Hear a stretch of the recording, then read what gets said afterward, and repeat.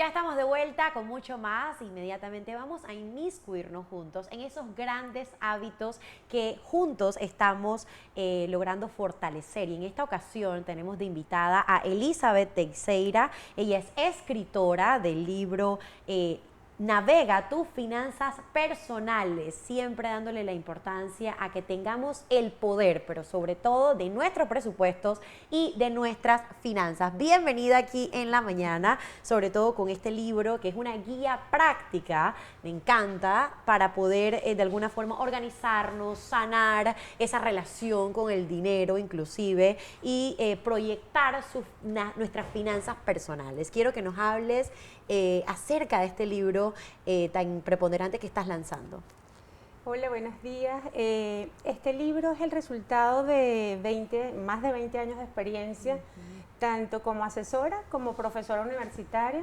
Y sentí siempre que quería dejar un legado, algo escrito que fuese práctico.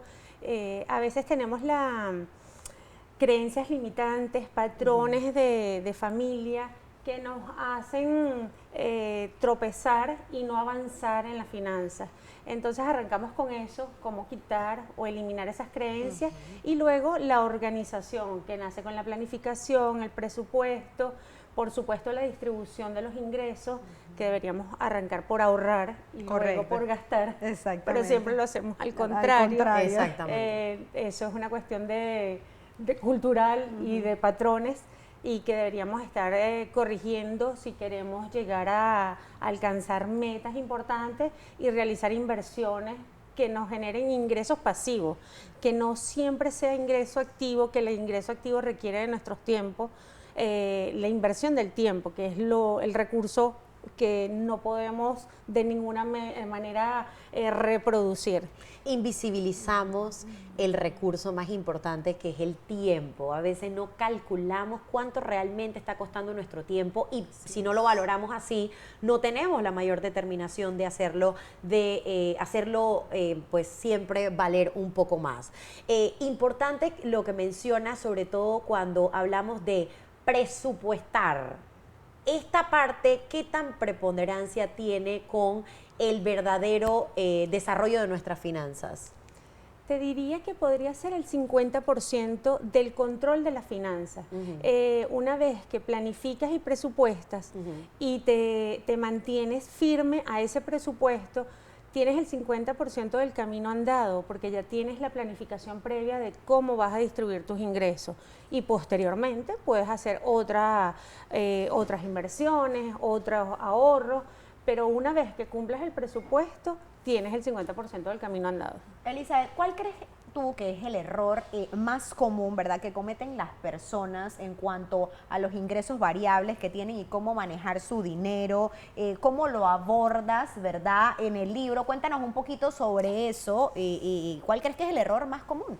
No sé si viene de lo de las creencias o cómo abordarías esto. ¿Cuál dirías que es el error más común? Fíjate, el error más común es, pensamos a veces que son los gastos, pero es que no son los gastos, son los ingresos.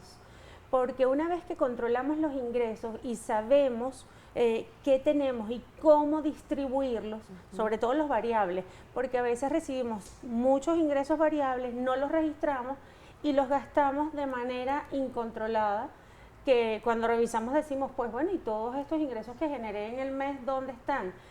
Hay algo que se llama gastos hormiga. Que eso me lo dice mi mamá todo el tiempo. Sí, los insectos.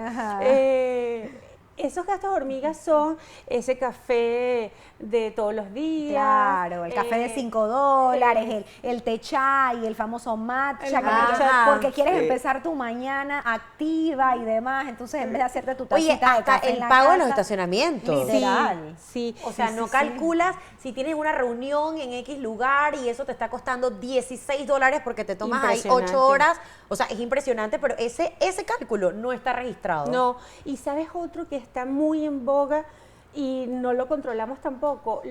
Las suscripciones o las Total, compras de, total. ¿sabes? De De espacio en el celular y demás. Ajá. 1.99, 2.99, 3.99 y te Exacto. vas allí. Todo Nisa, eso suma. y lo ves porque te llega el mensaje de que te cobraron, pero tú, caso omiso a eso. Y para nosotras las mujeres está también el tema este de la ida al salón de belleza. sí. O sea, eso no lo calculamos, pero es un fijo. O sea, Sí. hacerte las uñas tiene que ser parte del presupuesto, el cabello, cada cuánto te haces, por ejemplo, queratina, si te haces blower cada semana. Esos son gastos que son o sea, son Importantes. centavos, ¿no? O sea, No, importantes, porque tú calculas, suponte, $100 quincenales o mensuales entre 12 meses o las semanas que tiene el año y puedes superar los $3,000, $4,000 solo en situaciones de belleza, gastos de belleza. Las aplicaciones, por ejemplo, de IA, que entonces, bueno, tengo ChatGPT, pero quiero subir un poco porque necesito más información. Claro, el nivel. Y entonces comienzo a buscar suscripciones, y cuando ves, gastas más de $100 o $200 mensuales solo en suscripciones de este tipo, sin contar las otras de streaming, el Spotify, o sea, son Imagínate una sacar cantidad. esos $200 y ahorrarlos, ¿verdad? Por mes, no hacemos ese cálculo, pero pues al Ajá. año tendríamos... Te puedo decir que tomando $100 y Ajá. colocándolos en la bolsa de valores Así es. con una tasa más o menos entre 12 y 14, en 10 años consigues tener $96,000. Y no lo vemos, o sea, cuando gastamos esos $100 no nos estamos dando cuenta que podríamos invertirlo y estar multiplicando ese dinero Con el interés compuesto. con el mágico interés compuesto. Así y es. todo esto nosotros lo vamos a encontrar en tu libro. Aquí. Recomendaciones Sí. específicas para, de alguna manera, mejorar estas finanzas personales, tener idea de inversión.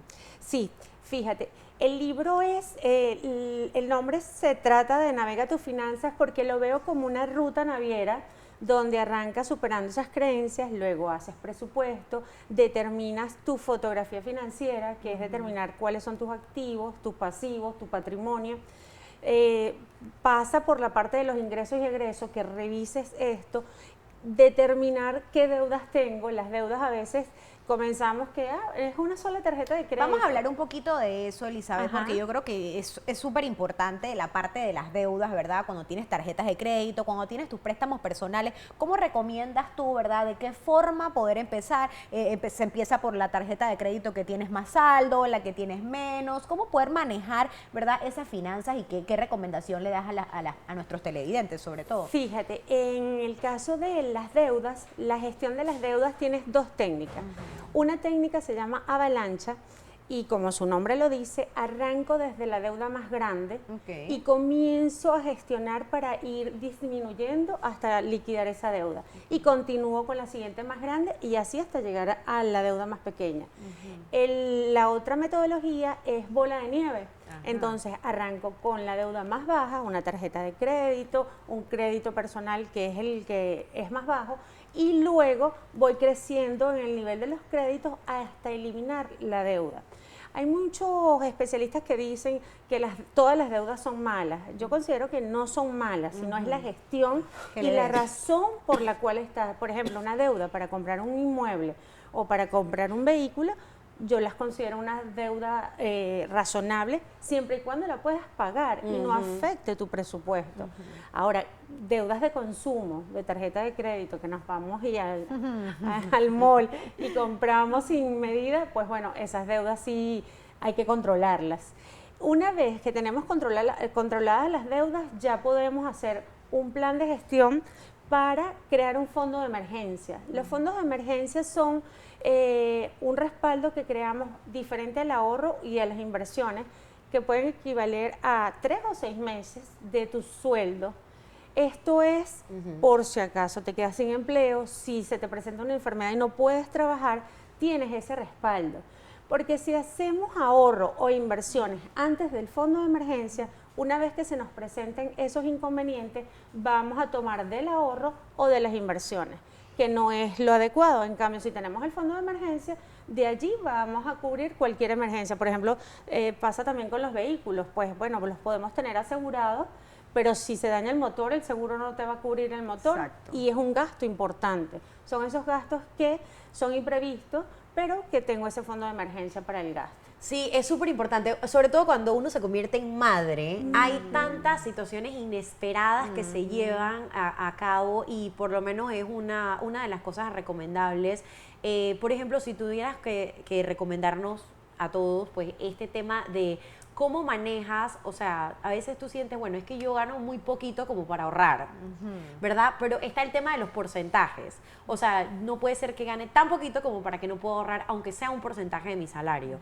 ¿Cuál sería esa recomendación si es que hablamos de no importa cuánto ganes, sino cuánto separas de qué manera tan rigurosa o disciplinada lo puedes hacer para que eso se convierta en ese ahorro? Es difícil de pensar en tres veces mi salario en un mes y no, ¿cómo empiezo a ahorrar ese 3 meses de mi salario Y para poder añadiendo tener? lo que dice Rudy, Elizabeth, sobre todo con la situación que tenemos hoy en día, en exacto. donde todo está bastante costoso, hablando de pues la canasta básica, o sea, todo, ¿cómo podemos nosotros y nuestros televidentes armar ese hábito del ahorro o de poder dividir los porcentajes y poder iniciar?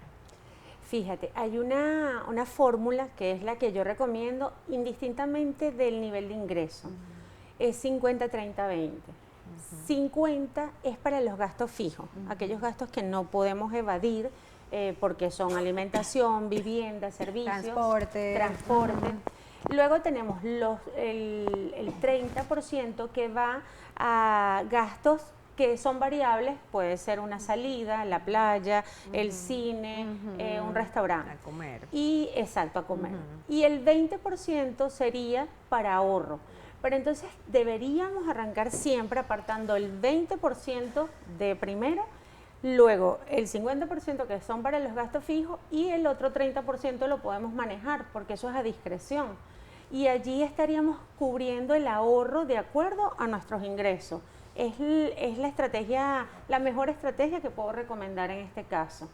Decías algo muy importante, Rudy, en cuanto a cuando tenemos hijos. Los hijos también es muy importante tener fondo de emergencia y otra cosa que recomiendo y está aquí en mi libro son los seguros de salud, los seguros de vida, porque a veces ya no estamos y esos hijos o esos dependientes quedan sin protección. Así es. Y un seguro de vida es súper económico, a veces se ven como gastos muy importantes, pero son montos muy bajos y puedes dejar protegida a la persona que dependa de ti.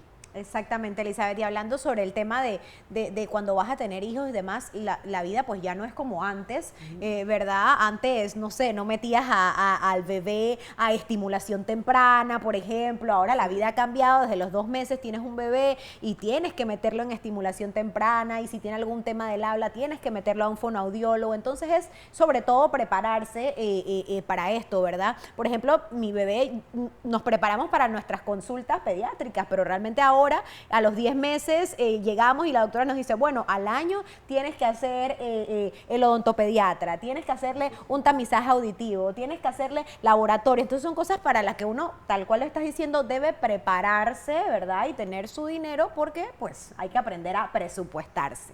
Sí, es así. Tan importante es que está en uno de los capítulos y otro es las finanzas en pareja.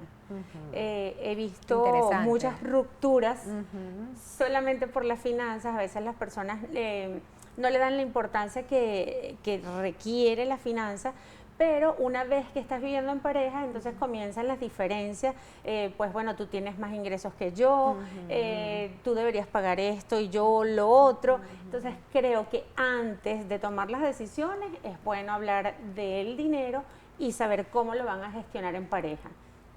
Así es, así es. Bueno, entonces algo importante es saber cómo podemos tener tu libro, porque sin duda alguna nosotros ya estamos entusiasmadas a conocer cómo podemos entonces tener las mejores finanzas personales, tus redes sociales, sé que vas a tener un lanzamiento, estamos ya iniciado el día de ayer, la semana del libro, para que nos des un poco más de estos detalles.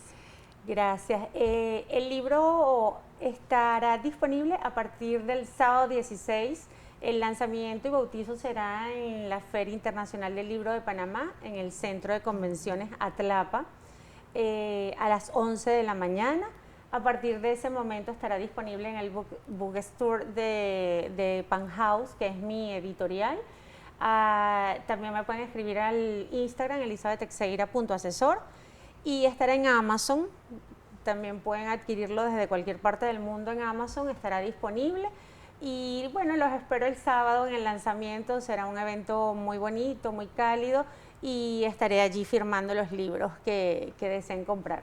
Excelente, ahí seguramente vamos a ver muchas personas, sobre todo las féminas, ahí aprovechando para tener ese control de sus finanzas personales y, ¿por qué no?, todos los hombres que necesitan tener una mejor relación con el dinero en este caso. Estamos muy agradecidos contigo por ayudarnos a ampliar información sobre todo este tema que debería ser inclusive una materia en los colegios. Total. Para que sea parte de esa educación integral que toda persona en el momento que se convierte en adulto debe tener conocimiento.